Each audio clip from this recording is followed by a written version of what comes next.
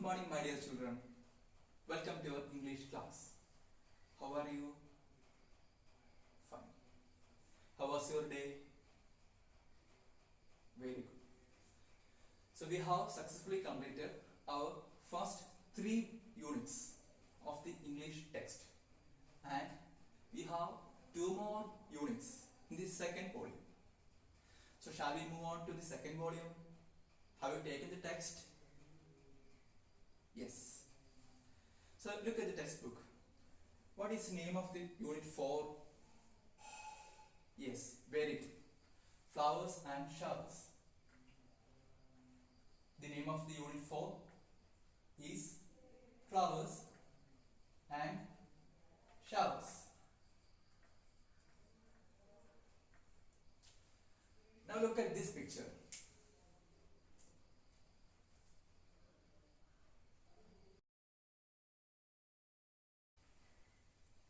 Children, what do you see in this picture? Yes, flowers, butterflies, leaves, and etc. Now, where can you see all these things? Yes, you are right. In the nature. Children, we can see all these things in the nature. So our title, flowers and showers. In this title, this word flowers stands for vegetation and living beings, and the term showers stands for the powerful elements that influence our life. Children, have you ever observed our nature closely? How beautiful is our nature, right? The sun, its sunlight, butterflies, birds, trees, meadows, desert. There are a lot of variety things are in our nature. Now see this video.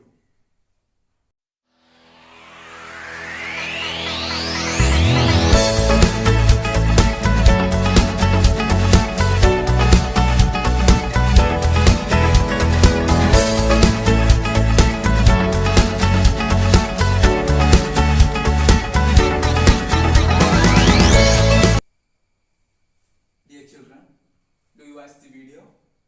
Do you like it? Yes. Mountains, birds, blue skies, rivers, trees, and whatnot. So nature has given us plenty of things, and in this video and in the nature we can see living beings living harmoniously in the nature with no quarrels and no worries.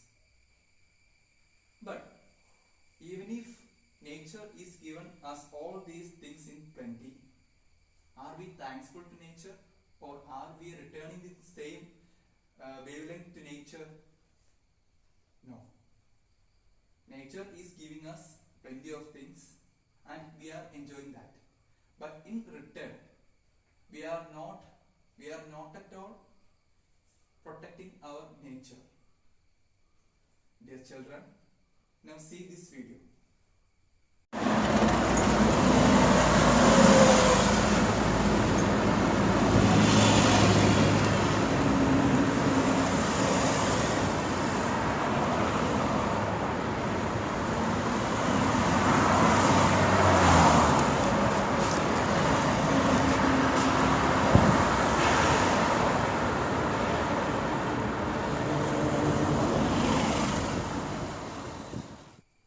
So children, what is this man in the video doing? Is he protecting nature or he is destroying nature? Yes. He is destroying our nature by throwing plastic. And there are several incidents in the video that we can see human beings are destroying our nature. If when he is destroying this nature, he is destroying his own home. But he is not knowing that. Without this knowledge, he keeps on destroying and polluting nature. Remember children, life is not possible or life cannot exist without preserving nature. And how can we preserve our next generation? Yes, you are right.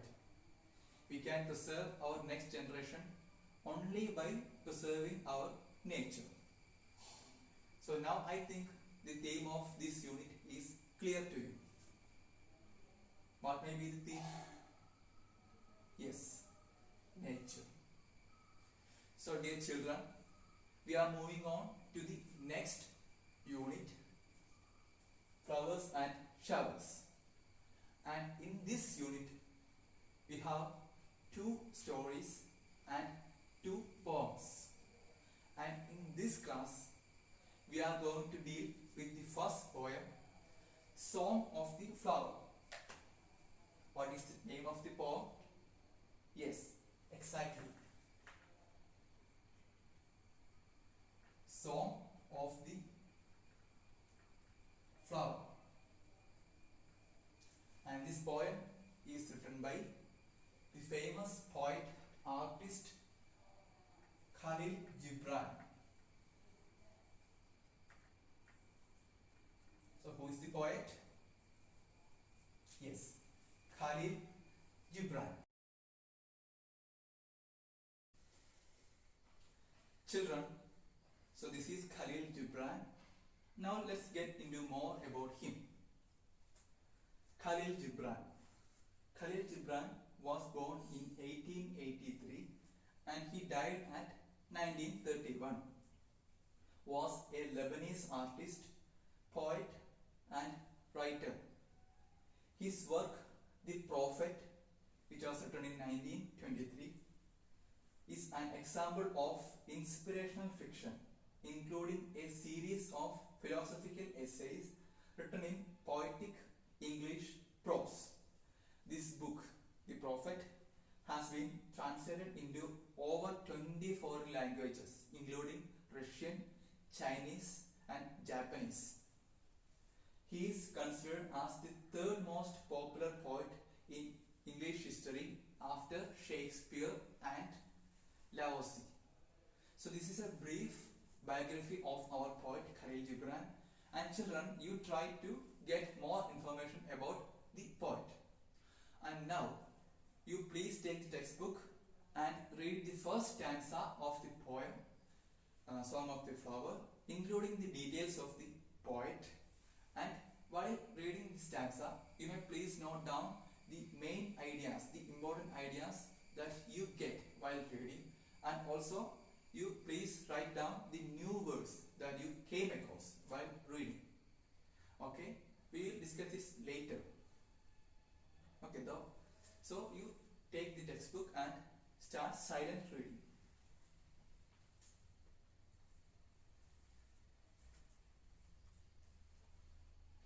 Okay children, I think you have done reading. So what did you get from this poem? Or what did you understand from this poem? Yes, the speaker of the poem is a flower.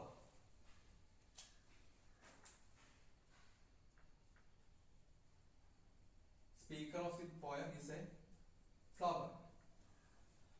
And what else did you get? Yes, we get a lot of information about flower in the poem. It is a star fallen from the blue tent. What does the word blue tent means? Yes, blue tent, the phrase blue tent refers to sky, and it had fallen on the green carpet. And what does the expression green carpet mean? Green carpet means earth, very. Okay. And the flower has certain connection with these 4 seasons. Yes. The flower, winter conceived the flower. Yes, very good. And then who reared the flower, or who gave birth to the flower? Yes, summer gave season does it withered or it died? Yes, autumn. So, four seasons are summer, winter, spring and autumn. Excellent, children. Now, let's look into the new words in this stanza. The first word being conceived. What does the word conceived means?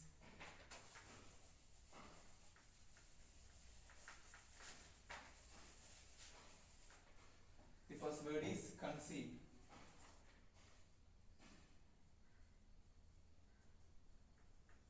Conceived. Conceived means to become pregnant or to give birth. She conceived at the age of 20. So the word conceived means to become pregnant. The next word is reared. Reared. The word means care for someone or something, or to bring up. Jishnu was born and reared at Lucknow. So these are the two words, the two new words that come in this stanza. Okay, children. Now let me ask you some questions. What is the name of the poem? Yes, excellent. The name of this poem is Song of the Flower. And who is the poet? Yes, Khalil Gibran. And what does the phrase blue tent and green carpet refers to? Yes, exactly. The expressions blue tent refers to sky and the green carpet refers to our earth, which is full of vegetations. So children, the poem Song of the Flower is written by Khalil Gibran, and in this poem we can see the speaker of the poem is the flower itself, and the flower gets a number of attributes in the lines. At first we can see that it is a kind word uttered by the voice of nature. So in this line itself we can see that it's something precious, very kind word uttered by the voice of nature. And in the following lines we can see that it is a star which has fallen from the blue tent. And where does it fallen? To the green carpet, earth. And okay, the life of the flower has some connection with the four seasons. The four seasons are winter, summer, spring and autumn. So the flower, winter conceived the flower and spring gave birth. We know that flowers blossom at the season spring. So winter conceived the flower, spring gave birth, and who reared the flower? Yes, very good. Summer reared the flower, and at the time of autumn it gets withered or it died. So that's the life cycle of the flower. So children, now I will read the first stanza of the poem loudly. You please listen to it.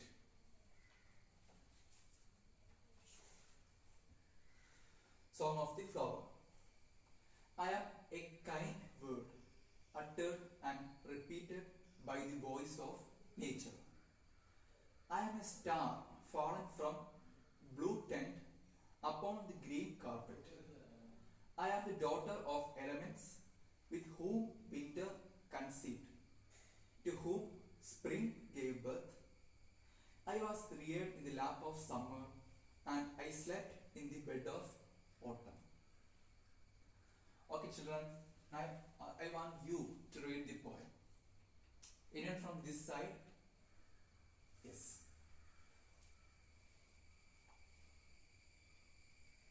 Very good. Now from this side.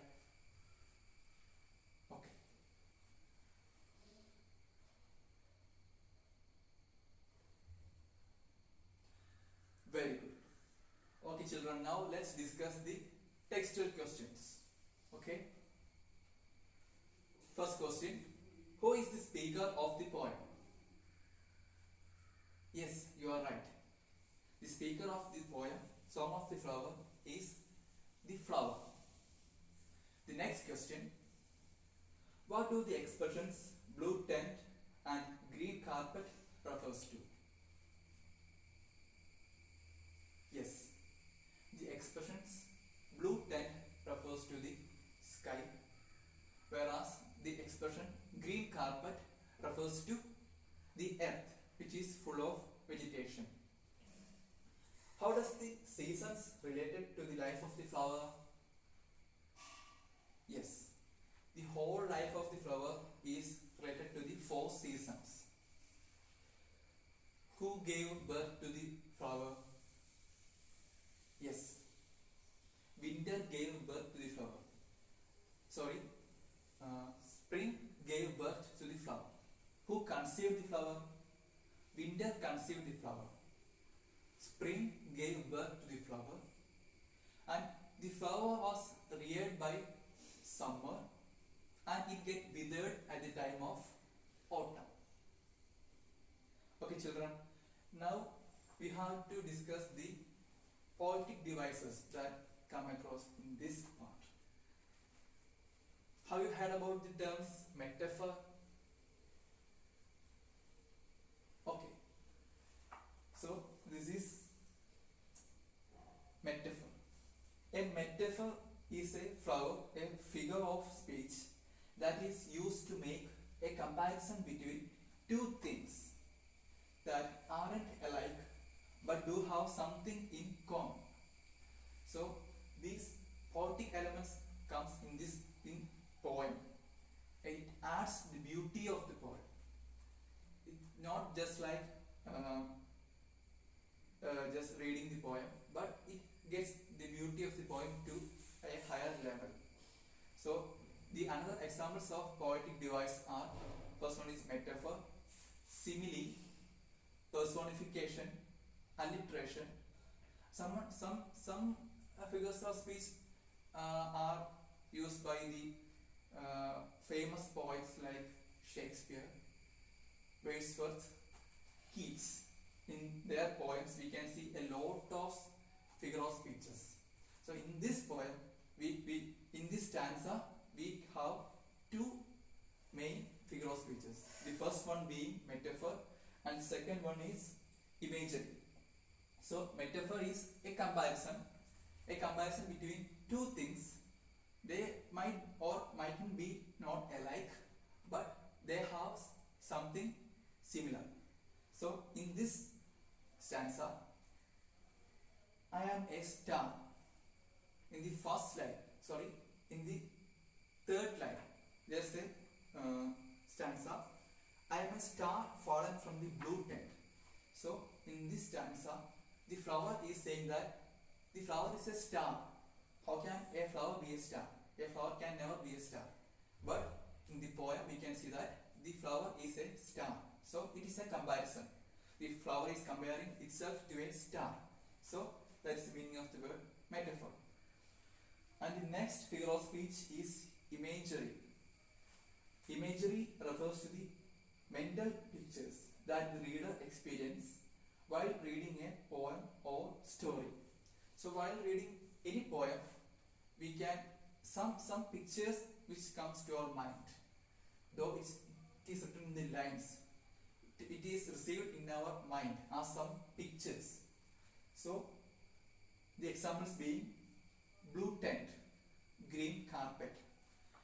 While hearing the term blue tent, what will come to your mind? A blue colored tent. But actually it refers to our sky. The sky is covering all our earth. It is above us. And the green carpet. Green carpet, what will come to your mind? A small carpet. But green carpet means the earth or the surface or the vegetation, the greenery, our nature. So that's the word green carpet, and that's what the phrase imagery means. Okay, is it clear to you? What is a metaphor? Yes, a metaphor is a figure of speech which compares two things. They do not have something in common, but they are also not alike, but it may have something in common. And the term imagery means they are mental pictures that comes to the mind of the readers while reading a poem. Okay children, now you have to do a work. You have to prepare a poem about flowers in 6 lines. It can be a simple poem about flowers in 6 lines. Okay? So start your work.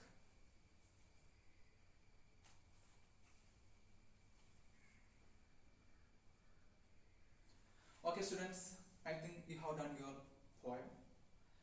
Now I will read my version of the poem. Flowers, flowers everywhere, in the garden, in my hair, in the vase, and at the stone, on the table, on the door. What a lovely time of year. Flowers blooming, bringing cheers. Okay children, so that's all about today's class. And when you come tomorrow, you have to do your work. You have to think, or you have to complete the thoughts of the flower. In the whole poem, we are discussing about a flower, how is it born, and its life cycle, and its various attributes. Now, with your imagination, you have to complete the thoughts of the flower. What may be its thoughts? So it's clear to you? Yes. So, okay children, thank you class. Have a good day.